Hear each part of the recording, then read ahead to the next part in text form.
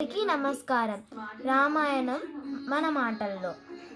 అనగనగనగా రాముడు ఎంతో చక్కని దేవుడు. రామాయణం గురించి తెలుసుకుందాం. అనగనగా ఒక రాజ్యమట. ఆ రాజ్యం పేరు అయోధ్యట. ఆ రాజ్యానికి రాజు దశరథ మహారాజట.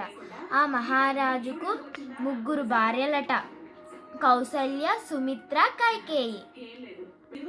వారికి సంతానం కలగక పుత్రకామేష్టి యాగం చెయ్యమని వశిష్ఠుడు చెప్పాడట.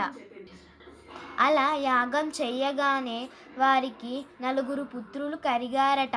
వారు రాముడు, లక్ష్మణుడు, భరతుడు, శత్రుఘ్నుడు. కొద్ది కాలం తర్వాత దశరథుడు రాముడికి విలువిద్యలు నేర్పడానికి అడవిలోకి పంపారట విశ్వామిత్రుడితో. అక్కడ విలువిద్యలు నేర్చుకుంటూనే తాటకిని చంపారట. విద్య నేర్చుకొని వస్తుండగా మిథిలా నగరానికి రాజు అయిన జనక మహారాజు సీతా స్వయంవరం ఏర్పాటు చేశారట. స్వయంవరానికి వెళ్ళగా అక్కడ విల్లు విరిచిన వారికి, అంటే శివధనుస్సు విరిచిన వారికి మా సీతను ఇస్తాం అన్నాడట జనకుడు. రాముడు శివధనస్సుని ఒకే చేతితో ఎత్తి పటపటా విరిచాడట. అలా విరవగానే సీతను రాముడికిచ్చి వివాహం చేశారట.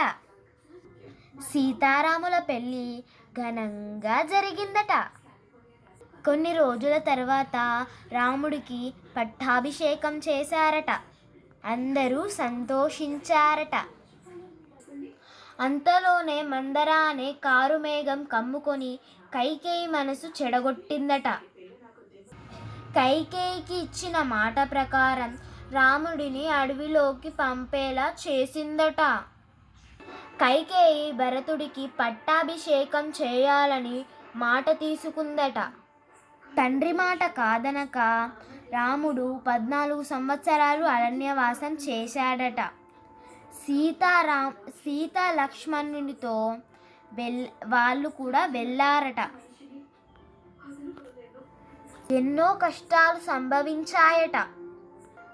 సీతమ్మ అడిగిందని రాముడు బంగారు జింక వేటకు వెళ్ళారట.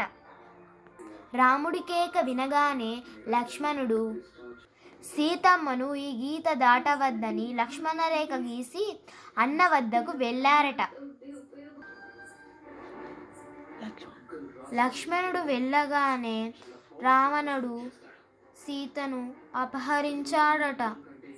జటాయువు సీతమ్మ కోసం వెళితే రావణుడు తన 2 రెక్కలు కోసివేశాడట.